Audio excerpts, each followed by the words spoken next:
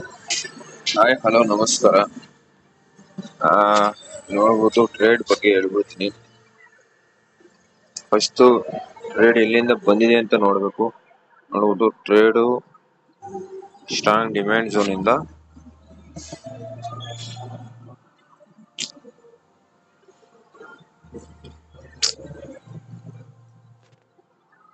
Strong demand zone ಇದು strong demand zone strong demand create ಆಗಿದೆ. Okay, strong demand create ಆಗಿದೆ ಮತ್ತೆ move ಆಗಿದೆ.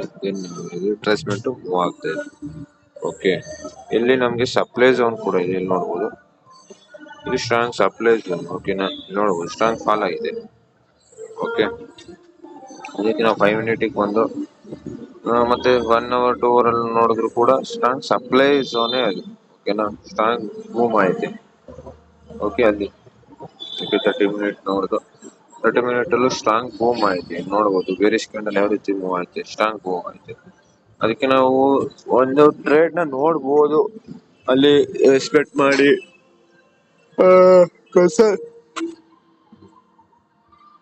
ಕನ್ಸಾಲಿಡೇಷನ್ ಆಯ್ತು. ಓಕೆನಾ, ಅಲ್ಲೇನೆ ಮತ್ತೆ ಅಲ್ಲೇ ಕನ್ಸಾಲಿಡೇಷನ್ ಆದ್ರೆ supply zone very strong bro ಅಂತ ಅರ್ಥ. ಓಕೆನಾ, ಯಾಕಂದ್ರೆ ಸಪ್ಲೈ ಝೋನ್ ಹತ್ರನೇ ಅದು ಕನ್ಸಾಲಿಡೇಷನ್ ಆಗ್ತಿದ್ರೆ ಬಯರ್ಸ್ ಕೈಲಿ ಆಗ್ತಾ ಇಲ್ಲ ಮೇಲೆ ಹೋಗ್ಲಿಕ್ಕೆ. ಸೇಲರ್ಸ್ ಬಿಗಿಯಾಗಿ ಮಾಡ್ತಿದ್ದಾರೆ ಅಂತ ಅರ್ಥ. ಓಕೆನಾ, ನಮ್ಗೆ ಕ್ಯಾಂಡಲ್ ಈಗ ನೆಕ್ಸ್ಟ್ ಏನ್ ಸಿಗ್ಬೇಕು, ಸಪ್ಲೈ ಝೋನ್ ಸಿಕ್ತು, ಝೋನ್ ಸಿಕ್ತು. ನೋಡ್ಬೋದು ಇಲ್ಲೇ ಕೂಡ ಝೋನ್ ಇದೆ, ಮತ್ತೆ ಫಿಬ್ ಕೂಡ ಇತ್ತು. ಫಿಬ್ ರಿಟ್ರೇಸ್ಮೆಂಟ್ ಹಾಕೊಂಡೆ 0.7 ಕೂಡ ಟಚ್ ಆಗಿದೆ. ಶೋರ್ ಕನ್ಫರ್ಮೇಶನ್ ಕೂಡ ಇತ್ತು. ಈಗ ನಮಗೆ ಮಾರ್ಕೆಟ್ ಸ್ಟ್ರಕ್ಚರ್ ಬೇಕು ಮತ್ತೆ ಕ್ಯಾಂಡಲ್ ಬೇಕು. ಇವೆರಡು ಸಿಕ್ಕಿದ್ರೆ ನಾವು ಕನ್ಫರ್ಮೇಶನ್ ಅಲ್ಲಿ ಟ್ರೇಡ್ ನ ಮಾಡಬಹುದು. ಬಟ್ ಇಲ್ಲಿ ನೋಡ್ಬೋದು, ಮೊದಲು ಸಪೋರ್ಟ್ ನ ಕ್ರಿಯೇಟ್ ಆಯ್ತು, ಮೇಲೆ ಹೋಗ್ಬೇಕು.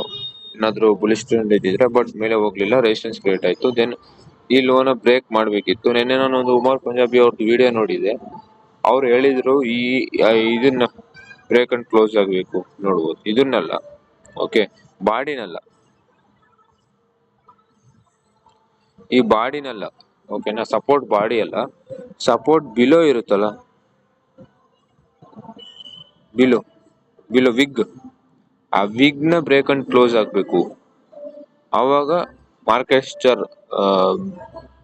Structure trend change break of structure ಅಂತ ಕರಿತಾ ಇದ್ವಿ. ನಮಗೆ ಬ್ರೇಕ್ ಆಫ್ ಸ್ಟ್ರಕ್ಚರ್ ಬೇಕು ಮತ್ತೆ ಕ್ಯಾಂಡಲ್ ರೇಟ್ ಬೇಕು ಈಗ ಟ್ರೇಡ್ ಮಾಡ್ಲಿಕ್ಕೆ. ಬ್ರೇಕ್ ಆಫ್ ಸ್ಟ್ರಕ್ಚರ್ ಅಂದ್ರೆ ಈ ಬಾಡಿ ಕೆಳಗಡೆ ಕ್ಲೋಸ್ ಆಗೋದಲ್ಲ, ಈ ವೀಕ್ ಕೆಳಗಡೆ ಕ್ಲೋಸ್ ಆಗೋದು ಅಂತ ಅವ್ರು ಹೇಳಿದ್ರು. ಅದನ್ನ ತೋರಿಸ್ತೀನಿ ಬೇಕಾದ್ರೆ, ಲಾಸ್ಟ್ ಈಗಲೇ ತೋರಿಸ್ಬೋದು.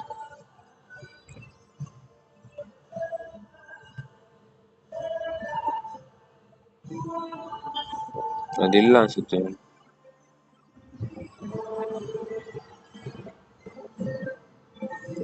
काम को प्राइस ने हायर लो बनाया, ठीक है,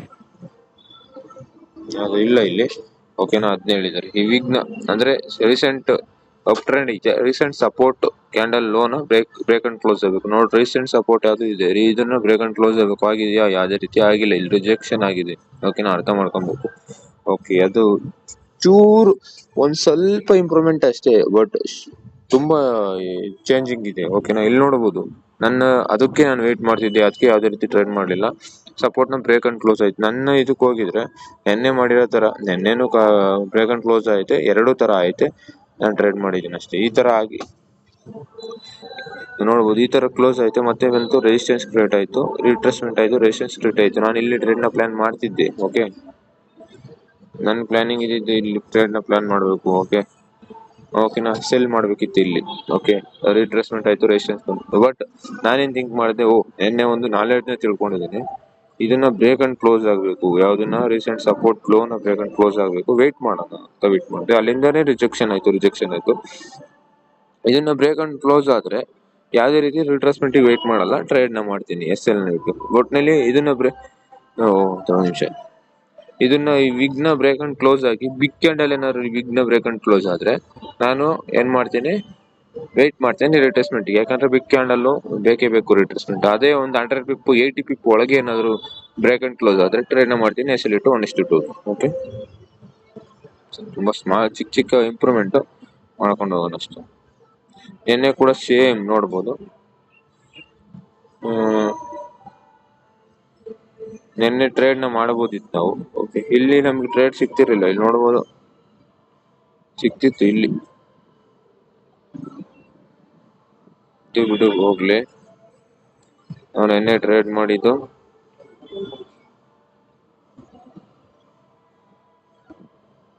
ಇಲ್ಲೇ, ನಿನ್ನೆ ಟ್ರೇಡ್ ಮಾಡಿದ್ದು ಇಲ್ಲೇ. ನಾನು ಟ್ರೇಡ್ ಮಾಡಿದ್ದೇನೆ. ಈ ಝೋನ್ ನ ಬ್ರೇಕ್ ಅಂಡ್ ಕ್ಲೋಸ್ ಆಯ್ತು, ನೋಡ್ಬೋದು.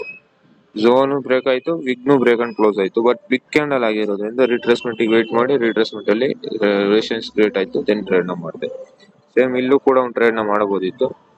ಇಲ್ಲಿ ಇಲ್ಲಿ ಅಬೋ ಬ್ರೇಕ್ ಅಂಡ್ ಕ್ಲೋಸ್ ಆಯ್ತು, ಎಸ್ ಎಲ್ ನ ಇಟ್ಟು 80 ಪಿಪ್ ಇತ್ತು, ಎಸ್ ಎಲ್ ಅಷ್ಟೇ ತಗೊಬೋದಿತ್ತು. ಬಟ್ ನಾನು ರಿಟ್ರೇಸ್ಮೆಂಟ್ ವೇಟ್ ಮಾಡಿದೆ. ಓಕೆ, ಯಾವುದೇ ರೀತಿ ಬಿಗ್ ಕ್ಯಾಂಡಲ್ ಏನ್ ಫಾರ್ಮ್ ಆಗಿಲ್ಲ. ತುಂಬಾ ದೊಡ್ಡ ಎಸ್ ಎಲ್ ಕೂಡ ಏನಿಲ್ಲ, 70 ಪಿಪ್ಸ್ 75 ಪಿಪ್ಸ್ ಅಷ್ಟೇ ಇರೋದು.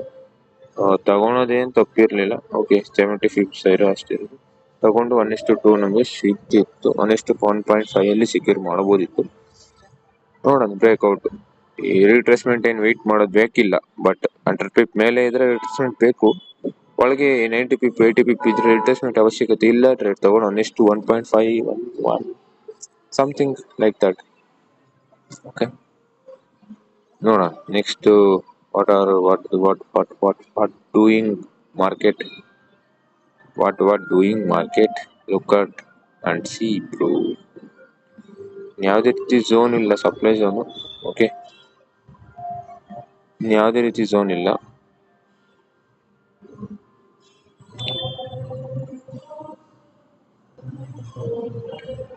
ಈಗ ಪ್ರೀವಿಯಸ್ ಝೋನ್ ಏನಿದ್ರೆ ಇದಕ್ಕೆ ವೇಟ್ ಮಾಡ್ತೇನೆ. ಯಾಕಂದ್ರೆ ಸ್ಟ್ರಾಂಗ್ ಇದ್ರಿಂದ ಬರ್ತಾ ಇರೋದ್ರಿಂದ.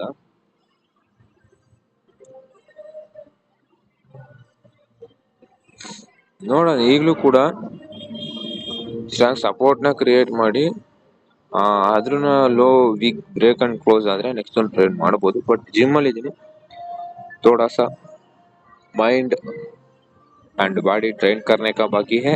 ट्रेन करना अभी बाद में आता. Look at the chart, look at the daily improvement knowledge. Thank you all.